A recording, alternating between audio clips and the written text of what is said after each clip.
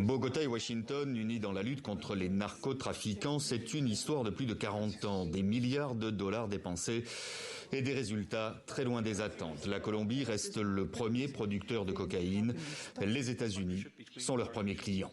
Preuve que la guerre telle qu'elle est menée ne marche pas, qu'il faut changer la règle du jeu, ne cesse de répéter le nouveau chef de l'État colombien. Le changement concret, c'est que la politique de répression sur le trafic de drogue ne vise pas les agriculteurs, mais directement les narcotrafiquants. Autrement dit, mener une réforme agraire à travers le rachat de terres fertiles pour les redistribuer aux paysans, partant du principe qu'en luttant contre la pauvreté, on lutte aussi contre le trafic de drogue. Une guerre qu'il faut mener sur tous les fronts, en ciblant plus particulièrement les narcotrafiquants au-delà des frontières colombiennes. Augmenter la capacité d'interception du pays, fondamentalement maritime, avec un support aérien, c'est-à-dire arrêter la drogue quand elle sort.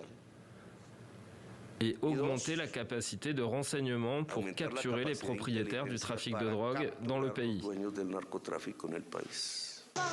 Dès son arrivée au pouvoir, en août dernier, le président colombien a mis fin à l'extradition systématique vers les États-Unis de narcotrafiquants, véritable symbole de cette lutte commune.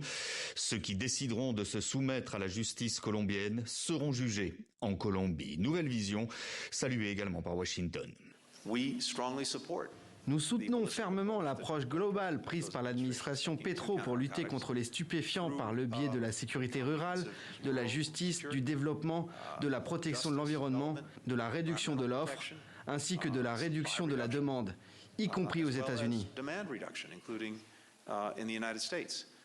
La Colombie produit chaque année 1200 tonnes de cocaïne. Le kilo est revendu plus de 30 000 € aux États-Unis.